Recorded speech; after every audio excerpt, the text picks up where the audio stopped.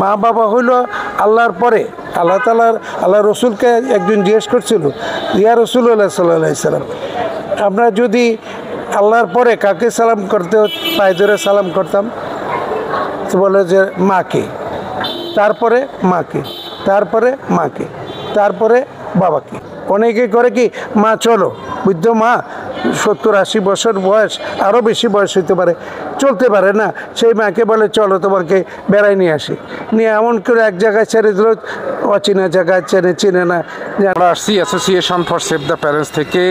এই সংগঠনের আমাদের লক্ষ্য এবং উদ্দেশ্য হলো বাংলাদেশে যেভাবে বৃদ্ধাশ্রম হচ্ছে এভাবে যদি কন্টিনিউ হতে থাকে আগামী 50 বছর পর প্রতিটি বৃদ্ধা মা বাবাকে পারিবারিক প্রটোকলের মধ্য দিয়েই বৃদ্ধাশ্রমে যেতে হবে।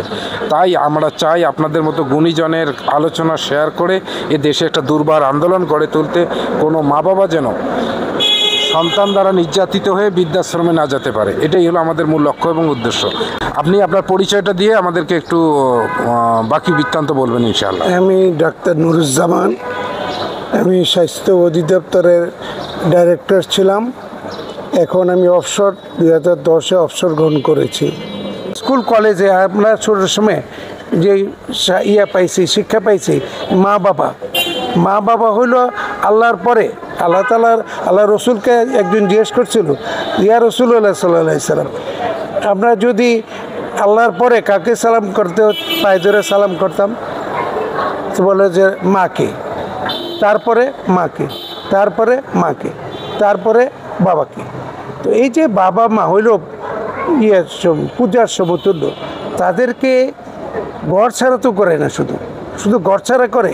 আমি ইউটিউবে প্রায় দেখি, ইভেন সংবাদও দেখি, গায়ে হাত দেয় পর্যন্ত, সম্পত্তির জন্য, টাকা পয়সার জন্য গায়ে হাত দেয়। অথচ এই মা, এই বাচ্চা, যে আপনারা একটা জিনিস বলতে, আমি ডাক্তার হিসেবে জানি, আমরা টেলিভিশনে প্রায় শুনি 10 মাস 10 দিন মা পেটে রাখে। না, এটা হলো 7 মাস 7 দিন, 9 মাস 7 দিন, 9 মাস 7 দিন পেটে রাখে। 9 মাস 7 দিনের পরে এটা বলে বলে এটা ব্যাখ্যা করি আমি, যে আজকে হলো কি বলে মে মাসের 28 তারিখ, না 28 তারিখের সাথে যোগ দিলে 7 দিন হইল কত, ফেব্রুয়ারির হবে বোধ হয় 5 তারিখ 6 তারিখ হবে। এইটা হলো EDD, expected date of delivery, এই দিনে হবেই। এটা কোরআন জীবন সত্য, এই EDD এরকম সত্য। এই যে মা 9 মাস 7 দিন পেটে রাখে বাচ্চা, তারপরে 2 বছর পর্যন্ত দুধ খাওয়ায়, বুকে দুধ খাওয়ায়, সেই মায়ের উপর হাত তুলে কি করে? এই যে আজকে পশুত্ব চলে গেছে, পশুরা দেখেন, পশুরা যখন মায়ের বাচ্চার ক্ষুধা লাগে তখন কি সুন্দর বাঘ, সিংহ, যাদেরকে আমরা করি, সবচেয়ে বনের রাজা, সেই সিংহর বাচ্চাও যখন সময় হয় বাচ্চাকে দুধ দেওয়ার জন্য দৌড়ে আসে, এবং বাচ্চারাও দৌড়ে যায় মায়ের কাছে গিয়ে দুধ খায়। কি সুন্দর পরিবেশ সেটা। মায়ের দুধ হলো প্রথম 3 দিন যেটা ছিল কোলেস্ট্রাম বলে, এটা হলো নিয়ামত আল্লাহর। তারপরে 6 মাস পর্যন্ত আমরা বলি যে বুকের দুধ ছাড়া আর কিছু নেই, এবং পানিও না, পানি যে জীবন, সেই জীবনকে নেয়। তো সেই মা বাপে আজকে বৃদ্ধাশ্রমে যাচ্ছে, বাধ্য হয়ে যাচ্ছে।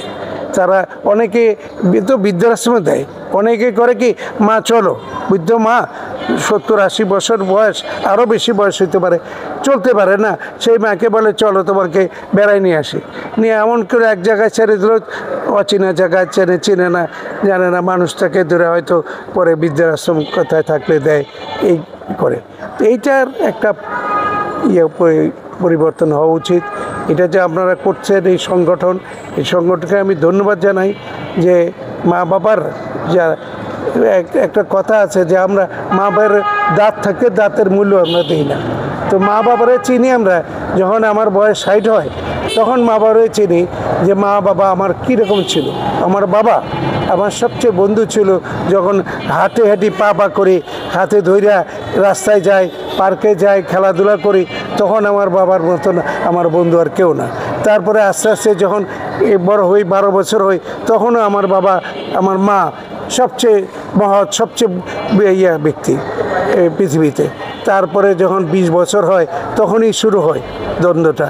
তখন আমি এই ডাক্তার, একজন প্রফেসর, বিশ্ববিদ্যালয়ের প্রফেসর, তার ছেলে যদি ছেলেদের যদি লেখাপড়ার কথা জিজ্ঞেস করে, বলে যে তুমি বেশি জানো, আমি ঠিকই পড়ি। তো এই যে পরিবর্তন শুরু হয়, তারপরে আস্তে আস্তে আরও বেশি টাকা চায়। এই তো অনেক ছেলেমেয়েরা তো আছে এই যারা নাকি এই সামাজিক কারণে এই ড্রাগ নেয়, তারা তো হত্যা করে পর্যন্ত টাকা পয়সার জন্য।